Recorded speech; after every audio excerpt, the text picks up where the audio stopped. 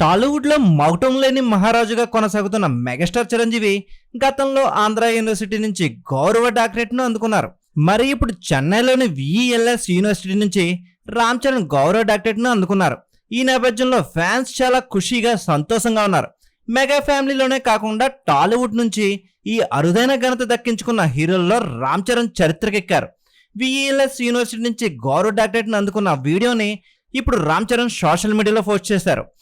I invite Thiru Ram Charan Konidela, Indian actor, film producer and entrepreneur, to come forward to receive the honorary degree from the Chancellor.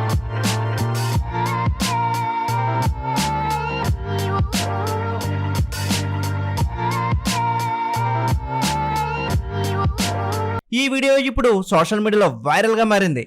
Mega అభిమానులు కామెంట్లు చేస్తూ రామ్ చరణ్ ని global star గానే కాకుండా ఒక doctorate అందుకున్న రామ్ చరణ్ గా ప్రశంసిస్తున్నారు. అయితే ఇందుకు సంబంధించిన వీడియోలు, ఫొటోస్ సోషల్ మీడియాలో వైరల్ గా మారాయి.